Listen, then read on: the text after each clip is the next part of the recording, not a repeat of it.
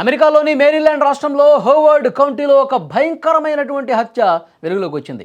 తన మాజీ ప్రియుడి చేతిలో నిఖిత గొడిశాల అనే యువతి కత్తిపోట్లకు గురై ప్రాణాలు కోల్పోయింది.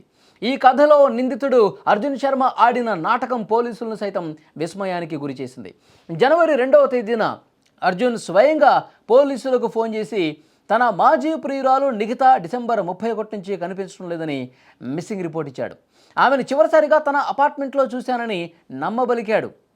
అయితే పోలీసులకు ఫిర్యాదు చేసిన రోజే అర్జున్ శర్మ అత్యంత తెలివిగా అమెరికా నుంచి భారతదేశానికి విమానంలో పారిపోయాడు.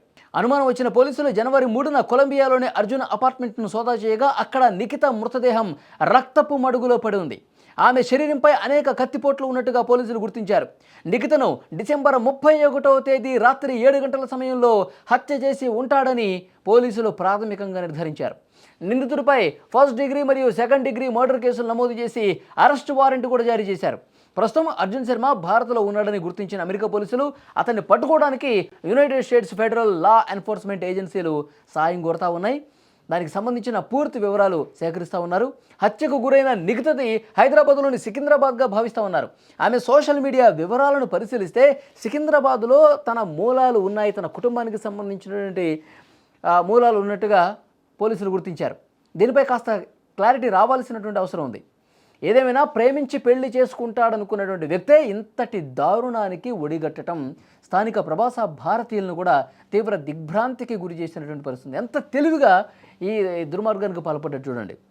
నిఖిత గొడిశాలని చంపేసి డిసెంబర్ 31వ తారీఖు రాత్రి 7 గంటలకే చంపేసి ఆ తర్వాత తనే వెళ్ళి పోలీసులకి next day new year celebrations అయిపోయిన తర్వాత నెక్స్ట్ డే వెళ్ళి పోలీసులకి అక్కడ కంప్లైంట్ ఇచ్చాడు.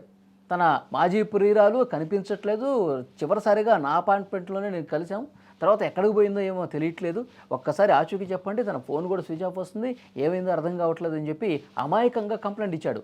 పోలీసులు కంప్లైంట్ తీసుకుని విచారణ చేస్తున్న క్రమంలో నెక్స్ట్ డే ఇతను అమెరికా నుంచి ఇండియాకు పారిపోయి చేశాడు. మరి కంప్లైంట్ ఇచ్చిన వ్యక్తి ఉన్న పళంగా ఎందుకు పారిపోయాడని చెప్పి ఆరా తీసి అతని అపార్ట్మెంట్లోకి వెళ్ళి శోధిస్తే రక్తపు మడుగులో పడి ఉన్నటువంటి నిఖిత మృతదేహం కనిపించింది.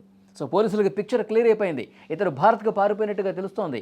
ఇక్కడ ఫెడరల్ అధికారులు ఏజెన్సీలు ఏవైతే ఉన్నాయో వాళ్ళని సంప్రదించి వాళ్ళ నుంచి వివరాలు తెలుసుకుంటూ ఉన్నారు. ఇప్పుడు ఎక్కడ ఉన్నాడు, భారత్లో ఏ రాష్ట్రానికి వెళ్ళాడు, ఎక్కడ ఉన్నాడు, ఏ సిటీలో ఉన్నాడు, ఎక్కడ తిరుగుతూ ఉన్నాడు, ఇవన్నీ కూడా ఇన్వెస్టిగేషన్లో బయటకు వచ్చే అవకాశం కనిపిస్తుంది.